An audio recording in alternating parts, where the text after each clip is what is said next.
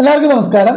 Study ലിങ്ക്സിന്റെ അടുത്തൊരു വീഡിയോയിലേക്ക് എല്ലാവർക്കും സ്വാഗതം. ഇന്ന് നമ്മൾ 7ാം ക്ലാസ്സിലെ 2ാമത്തെ ചാപ്റ്ററിന്റെ ക്വസ്റ്റ്യൻ ആൻസറും അതുപോലെ ആക്ടിവിറ്റീസുമാണ് ഡിസ്കസ് ചെയ്യുന്നത്. അതിന്റെ യൂണിറ്റ് നമ്മൾ കഴിഞ്ഞ ചാപ്റ്ററിൽ കഴിഞ്ഞ വീഡിയോയിൽ നമ്മൾ എന്ത് ചെയ്തിരുന്നു, ഡിസ്കസ് ചെയ്തിരുന്നു. അതിന്റെ അർത്ഥം മുഴുവൻ പറഞ്ഞിട്ടുണ്ടായിരുന്നു. നമ്മൾ നോക്കാം അല്ലെ. ഒന്നാമത്തെ question, why does the speaker Singh in wonder and amazement? എന്തുകൊണ്ടാണ് ഈ സ്പീക്കർ എന്ന് പറഞ്ഞാൽ എഴുതിയ ആൾ തന്നെയാണ് സ്പീക്കർ അല്ലെ, അല്ല സ്വന്തമായിട്ട് തന്നെയാണ് നാരേറ്റ് ചെയ്യുന്നത്, അതുകൊണ്ട് സ്പീക്കർ അദ്ദേഹം തന്നെയാണ്. വൈ ഡസ് ഈ സ്പീക്കർ സിംഗ്? എന്തുകൊണ്ടാണ് ഇങ്ങനെ പറഞ്ഞത്? In wonder and amazement. Wonder and അമേസ്മെന്റിൽ എന്തുകൊണ്ടാണ് പാടുന്നത് എന്നുള്ളത് ആൻസർ ആണ്. ആൻസർ ഒന്ന് വായിക്കൂ. The speaker sings in wonder and amazement because they are deeply moved by the beauty of the universes and nature, finding joy in every moment described in the poem. എന്താണ് പറഞ്ഞിട്ടുള്ളത്? Speaker എന്തുകൊണ്ടാണ് പാടുന്നത്? എങ്ങനെ? ഭയങ്കരമായിട്ട് അത്ഭുതത്തിലും അമേസ്മെന്റിലും അല്ലെ പാടുന്നത് എന്തുകൊണ്ടാണെന്നുള്ളത് നമ്മൾ എന്ത് ചെയ്തു? നമ്മൾ പാടുന്നത് മുഴുവൻ പറഞ്ഞിട്ട് അതിന്റെ പോയിന്റ് ഇല്ല, അതിന്റെ ചുരുക്കമാണ് ഇവിടെ പറയുന്നത്. അദ്ദേഹം വളരെയധികം ആകർഷിക്കപ്പെട്ടിട്ട് എന്തുകൊണ്ട്? Beauty of the universe and nature, ഈ ലോകത്തിന്റെയും പ്രകൃതിയുടെയും സൗന്ദര്യം കൊണ്ട് അല്ലെ, മനോഹാരിത കൊണ്ട് അയാൾ ഭയങ്കരമായിട്ട് ആകർഷിക്കപ്പെട്ടിട്ടുണ്ട്. ഫൈൻഡിങ് ജോയ്, അദ്ദേഹം എന്ത് കണ്ടുപിടിക്കുന്നുണ്ട്? സന്തോഷം കാണുന്നുണ്ട്. ഇൻ എവറി മൊമെന്റ്, എല്ലാ നിമിഷത്തിലും ഡിസ്ക്രൈബ് ഇതിന്റെ പോമില എന്ത് പറയുന്നുണ്ട്? പല പല അവസ്ഥകൾ പറയുന്നുണ്ട് അല്ലെ. അവിടെ എല്ലായിടത്തും അദ്ദേഹം എന്ത് ചെയ്യുന്നുണ്ട്? സന്തോഷം കണ്ടെത്തുന്നുണ്ട്, Joy കണ്ടെത്തുന്നുണ്ട്.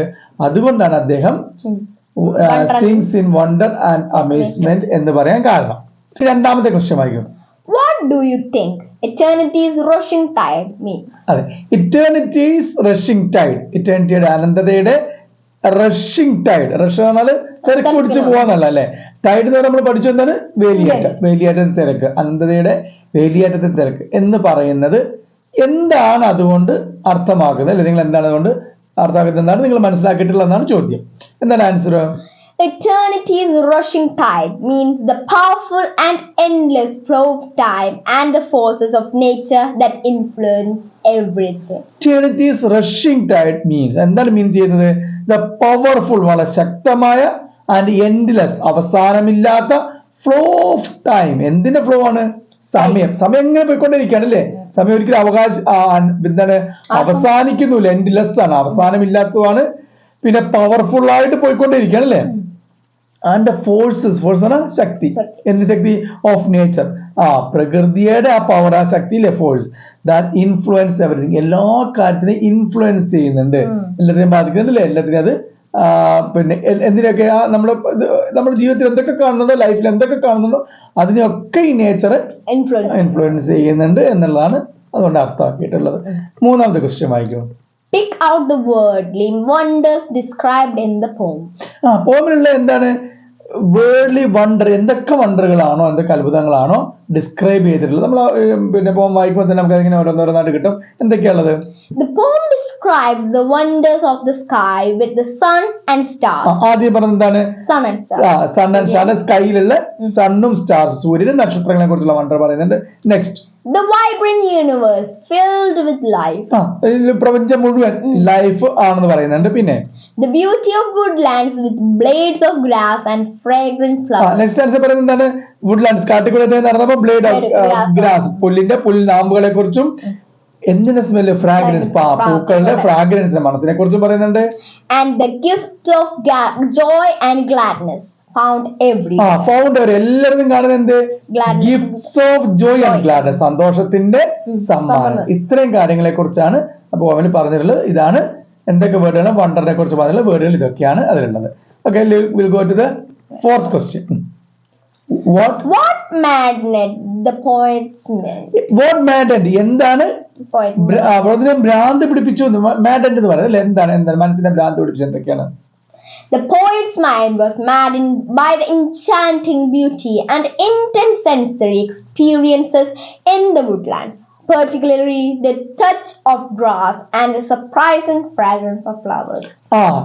Beauty and intense sensory experience, അദ്ദേഹത്തിന് സെൻസ് ചെയ്ത് അദ്ദേഹം ഫീൽ ചെയ്ത എക്സ്പീരിയൻസ്, അനുഭവങ്ങൾ ഇൻ ദ വുഡ്ലാൻഡ്സ്. എവിടെയാണ്?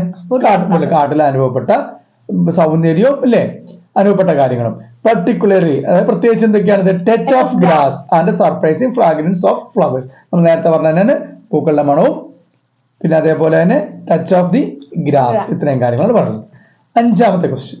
Why does the speaker prick his ears, open his eyes and bare his heart? Next answer വന്നൊരു സംഭവമാണത്. എന്താണ് സ്പീക്കർ പറയുന്നില്ലേ, ചെവി തുളച്ചു, കണ്ണ് തുറന്നു, ഹൃദയം ഓപ്പൺ ആക്കി തുറന്ന്, എന്തിനെ കുറിച്ചാണ്, എന്തുകൊണ്ടാണ് അങ്ങനെ അദ്ദേഹം ചെയ്തതെന്നാണ് ചോദിക്കുന്നത്. The speaker pricks his ear, opens his eyes wide, and opens his heart to fully experience and appreciate the wonders of the world around them.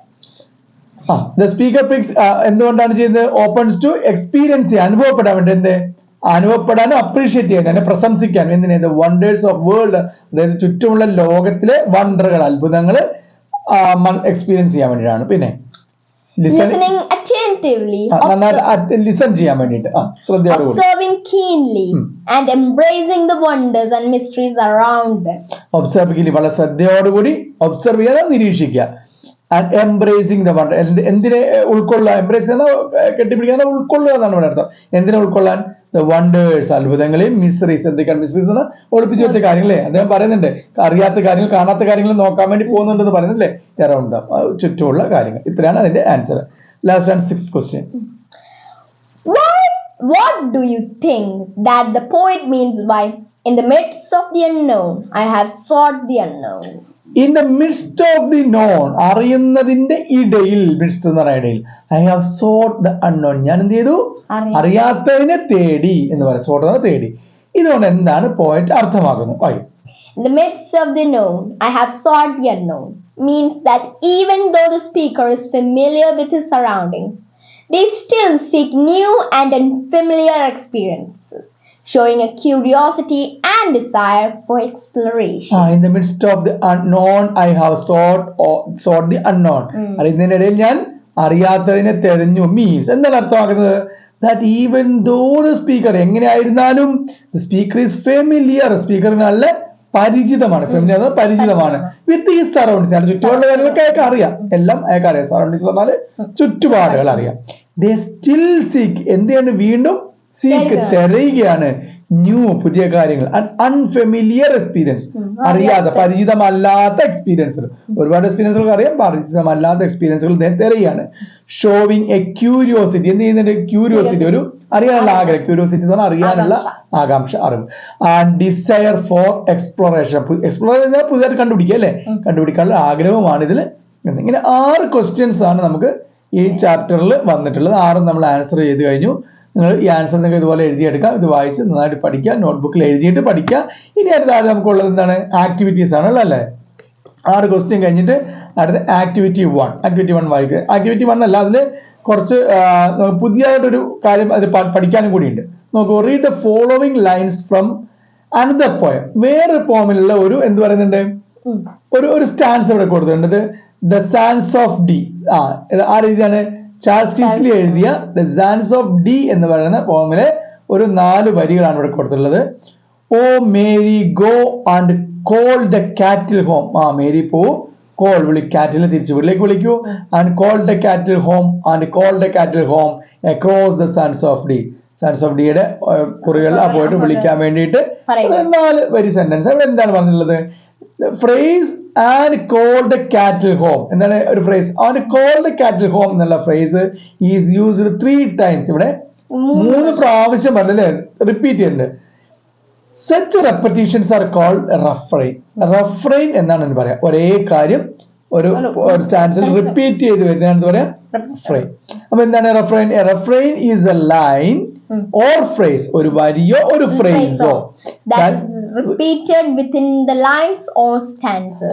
ലൈനിലോ സ്റ്റാൻസിലോ എന്ത് ചെയ്യാണ്? റിപ്പീറ്റ് ചെയ്ത് വരുന്ന അല്ലെ ഫ്രേസ്, അല്ലെങ്കിൽ ഒരു സ്റ്റാൻസിൽ റിപ്പീറ്റ് ചെയ്ത വേർഡ്സ്, അതിനാണ് എന്ത് പറയാ?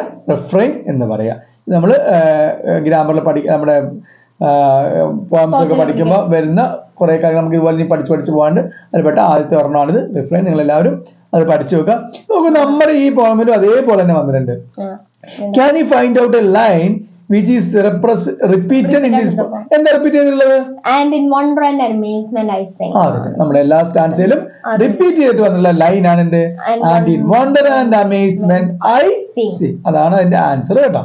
നമ്മൾ അടുത്ത നെക്സ്റ്റ് പേജിലേക്ക് പോവാണ്. Second one, what fils the speaker with wonder and amazement. എന്താണ് സ്പീക്കറിനെ ഫിൽ ചെയ്യുന്നത്, വണ്ടർ ആൻഡ് അമേസ്മെന്റ് ഫിൽ ചെയ്യുന്നത്? മൂന്നെണ്ണമാണ് എഴുതാൻ പറഞ്ഞിട്ട്, നാലെണ്ണമാണ്.